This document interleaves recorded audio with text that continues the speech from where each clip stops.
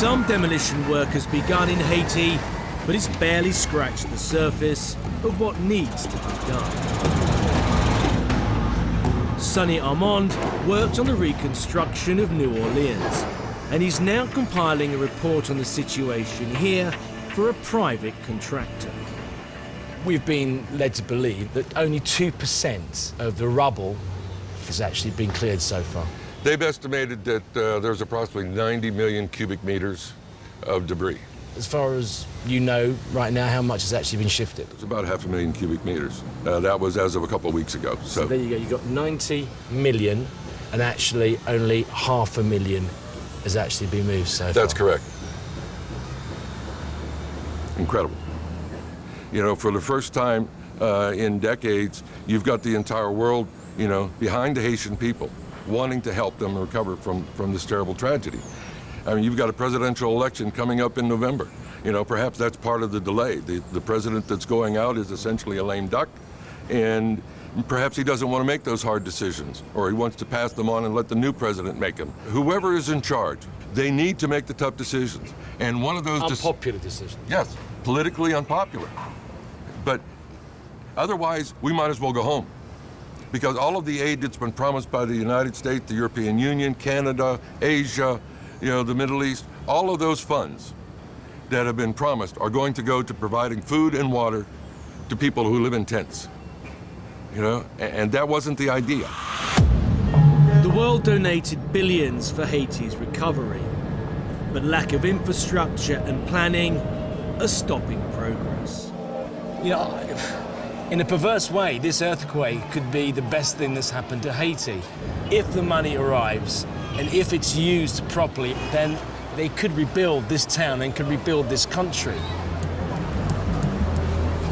The next hurdle in Haiti's recovery is the imminent election to replace René Préval, the current president.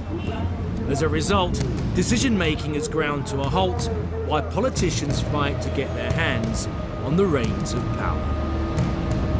The political vacuum seems to be preventing the NGOs from being as effective as they would like to be.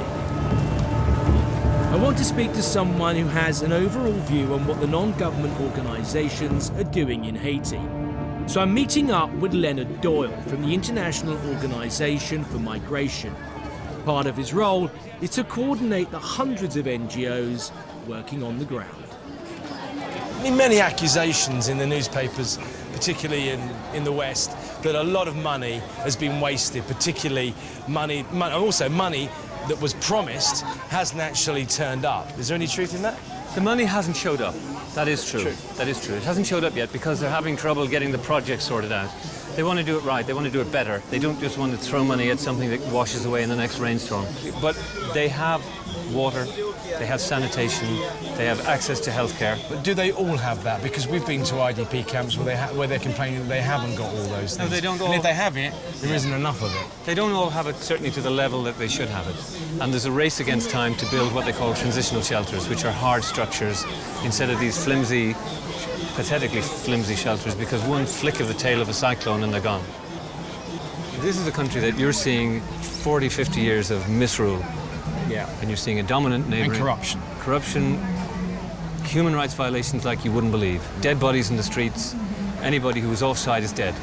So how do we get from that to what's going on in these camps? Well, we've heard accusations from people we've met in IDP camps that simply not enough's being done, that a lot of things were promised and they just haven't materialised.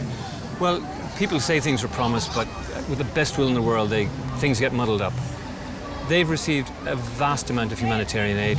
There's definitely big issues of violence. There's lots of gender-based violence, especially in a place like this with no lights, no electricity. But to say that the humanitarian organisations, the NGOs, haven't done their job, I think is wrong. I think they have done their job. What's happened, though, is it's blocked. Because where do they go? OK, they've been tented for 6, 9, now 10 months. They can't stay here forever.